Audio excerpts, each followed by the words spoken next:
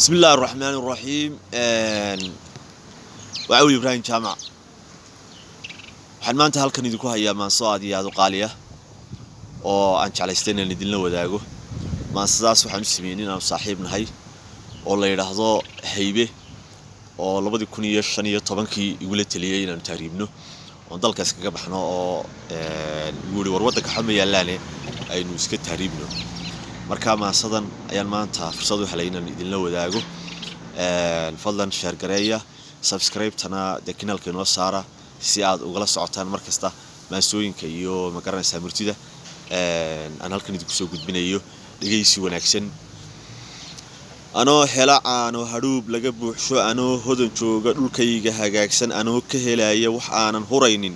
haleelada geela horweyn boqol gaadha anoo hore maanta anoo harawaati hashayda ku maala anoo macdan hursan markaan u hagoogto helaya markiiba ciidayda haboonna haruurka ku beerta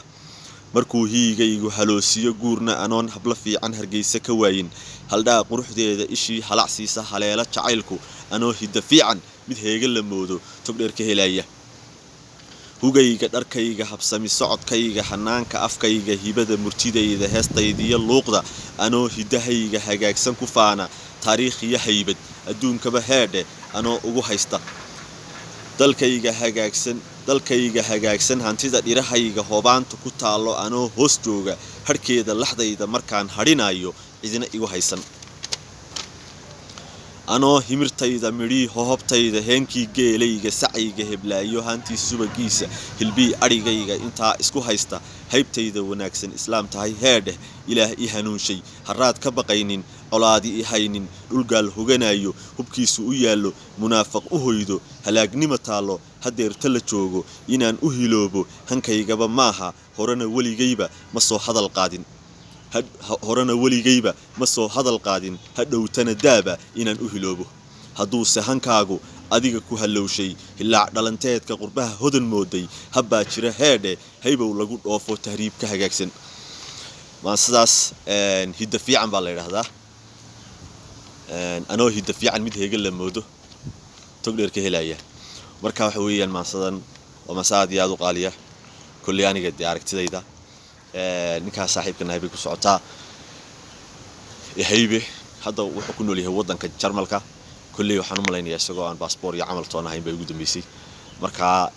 dhulkaaga hooyo wax ku dhaama ma jiraan marka mirihii dabiiciga ah iyo beerahaagii iyo lo'daadii iyo geelaagii iyo nabadgelyo aad isku haysato wax ka wanaagsan ma jiraan marka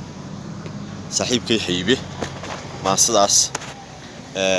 ayaan u sameeyay bariga waana u sheegay waxaan ku wari wargabay baa soo tirinaya ama maasan tirinayaa la soco haddana oo daawanayaan maleynaya insha Allah kulli marka fadlan inoo share gareeya subscribe tana kanaalka inoo saara assalamu alaykum wa rahmatullahi wa barakatuh